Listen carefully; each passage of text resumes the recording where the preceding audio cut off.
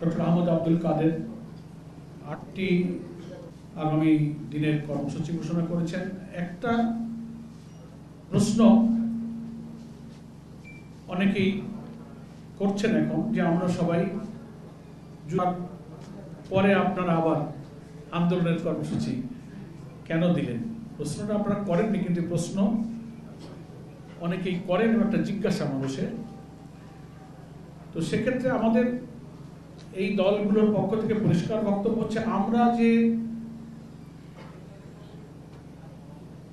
জুলাই সনদে স্বাক্ষর করেছি, এটা জুলাই চার্টারের যে সমস্ত সংস্কারমূলক প্রস্তাবে আমরা সবাই একমত হয়েছি, স্বাক্ষরের মধ্য দিয়ে সেই সংস্কার প্রস্তাবের ব্যাপারে আমাদের একমত প্রকাশ করেছি।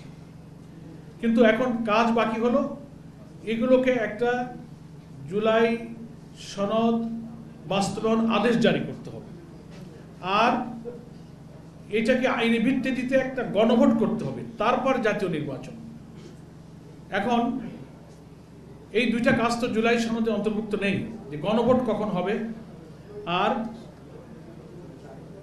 এর যে জুলাই সনদ বাস্তবায়নের যে আদেশটা কখন হবে, এই দুইটা জায়গা জুলাই সনদের অন্তর্ভুক্ত করে লিখিত নেই বলে অনেকেই প্রশ্ন করছেন যে আপনারা যে করলেন এটা যে বাস্তবায়ন হবে, কবে আদেশ জারি হবে, কবে গণভোট হবে, এটা নিষ্পত্তি তো এখনো হয়নি।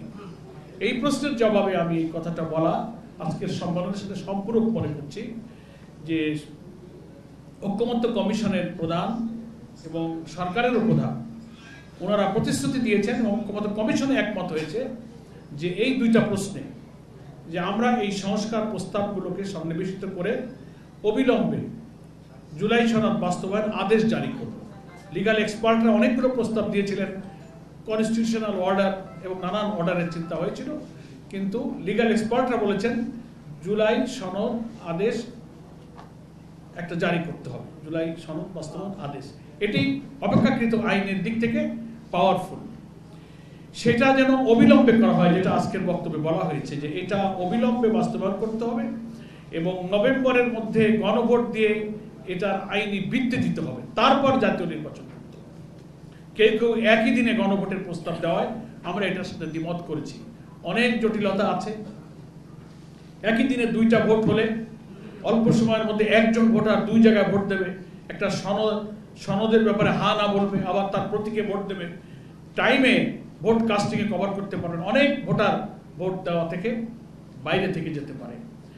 দ্বিতীয় প্রবলেম হতে পারে যে বাংলাদেশে কেয়ারটেকার হোক আর যতই সুষ্ঠু পরিবেশে নির্বাচনের চেষ্টা করা হোক, ইতিহাস বলে যে একটা বড় নির্বাচনে কোনো কোনো ভোট কেন্দ্রে ছোটখাটো কিছু দুর্ঘটনা, সহিংসতা, হানাহানি, মারামারি, আহত, দু চারটা কেন্দ্রে ভোট বন্ধের ঘটনা কিন্তু ঘটেছে সব নির্বাচনে। যদি এই নির্বাচনে এমন কোনো ঘটনা ঘটে যে 5টা কেন্দ্রে ভোট বন্ধ হয়ে গেল, তাহলে সেটা তো জাতীয় নির্বাচনের কেন্দ্রের ভোট বন্ধ হলো, তাহলে গণভোটের কেন্দ্রের কি দশা হবে, ওই ভোটের কি করে গণনা হবে, ওই ভোটটা কি করে কাউন্টিং হবে, এতে কোনো ফলাফল হতে পারবে না। আর একটা বড় প্রবলেম হচ্ছে যে জুলাই সনদে যেসব সংস্কার প্রস্তাব যাচ্ছে, একজন ভোটার যদি বুঝতে না পারে যে কোনটা হা হলো, হা জিতলো না না জিতলো, কোন কোন সংস্কারে জাতি হা বললো, এটা তো ভোটারকে আগে বুঝতে হবে, তারপরে না ভোট দিতে হবে। তো একই দিনে যদি জাতীয় নির্বাচন হয় আর গণভোটও হয়, তো ফলাফল সে না জেনেই কিন্তু জাতীয় নির্বাচনে ভোটটা দিয়ে দিল।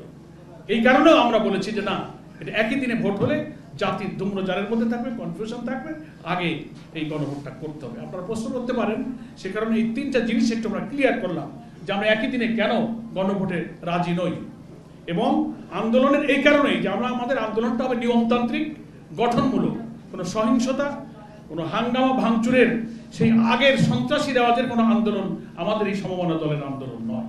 আমরা নিয়মতান্ত্রিকভাবে সরকারকে, জনগণকে, দেশবাসীকে, প্রশাসনকে, ঐক্যমত্য কমিশনকে আমরা মেসেজ দিতে চাই যে আমাদের এই দাবি ন্যায্য, এটা আমাদের মানতে হবে।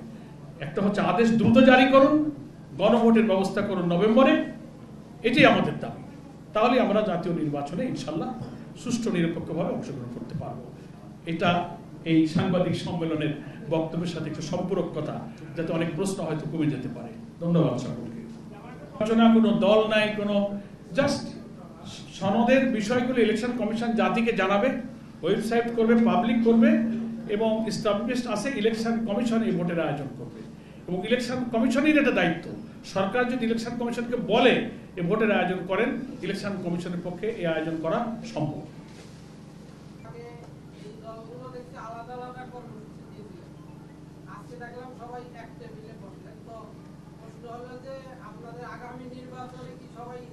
কর্মসূচিতে কিছু যুগপৎ কর্মসূচি চলছিল, এটা সময়ের দাবি অনুযায়ী এখন আমরা যুগপৎভাবে এই কর্মসূচি আজকে যৌথ সংবাদ সম্মেলনে শুধু ঘোষণা করছি মাত্র।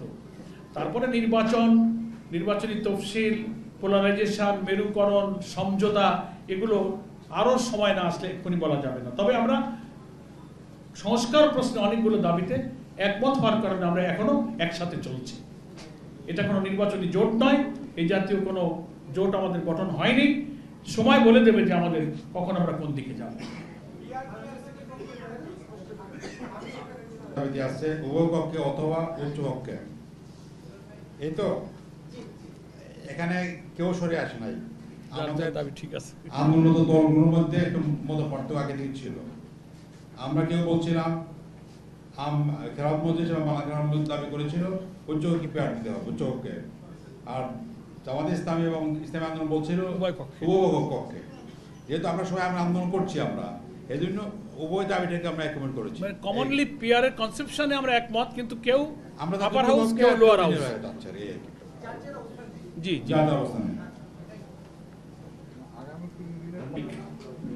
নির্বাচন সুষ্ঠু করার জন্যই আমাদের এই আন্দোলন, বাধার কোনো কারণই নাই। আমরা 2026-এর ফেব্রুয়ারিতে আমরা নির্বাচন চাই, নির্বাচন ওই দিনেই আমরা চাই। কিন্তু সংস্কার তো প্রায় হয়েই গেছে, শুধু আদেশটা জারি করা প্রয়োজন, গণভোটটা প্রয়োজন। দুইটা জায়গায় এসে আমরা এই আন্দোলন প্রয়োজন মনে করছি। আন্দোলন ছাড়া কর্তৃপক্ষ, যারা সরকার প্রধান, যারা ঐক্যমত্য কমিশনের প্রধান, তাদের দৃষ্টি আকর্ষণ করা, তাদেরকে আলোচনা নিষ্পত্তির দিকে উদ্বুদ্ধ করে তাদেরকে এক জায়গায় বসে ওনারা আলোচনা করবেন। এটা তো আন্দোলনটা তো একটা পার্ট অফ দ্য পলিটিক্স, এটা রাজনীতির একটা অংশ, এটাকে নিয়মতান্ত্রিকভাবে নিতে হবে এবং এই আন্দোলনের মধ্য দিয়ে আশা করি আমাদের দাবি পূরণ হবে। এটা নির্বাচনকে বাধাগ্রস্ত করবে না ইনশাআল্লাহ। গণমাধ্যম কর্মীকে চাকরিচ্যুত করা হয়েছে। ফ্যাসিবাদী সরকারের সময় তাদের মতের বিরুদ্ধে সংবাদ প্রচার করা হলে এইভাবে চাকরিচ্যুত করা হতো। আমরা সব দলের পক্ষ থেকে যে কোনো গণমাধ্যমের কর্মীদের চাকরিচ্যুতির তীব্র প্রতিবাদ করছি এবং তাদের অবিলম্বে স্ব চাকরিতে পুনর্বহালের জন্য দাবি করছি। বিমানবন্দরে যে কার্গো এরিয়াতে যে অগ্নিকাণ্ড হয়েছে, এটার পেছনে উদ্দেশ্যমূলক কোনো নাশকতা এবং একই সঙ্গে বিভিন্ন জায়গায় অগ্নিকাণ্ডের খবর পাচ্ছি আমরা। এটাতে আমরা সকল দল উদ্বিগ্ন। এটার অবিলম্বে তদন্ত করে এর পেছনে উদ্দেশ্যমূলক কোনো নাশকতা, দেশকে অস্থিতিশীল করার চক্রান্ত আছে কিনা, সরকারকে অবিলম্বে এটা খুঁজে বের করে ব্যবস্থা নেওয়ার জন্য আমরা আহ্বান জানাচ্ছি।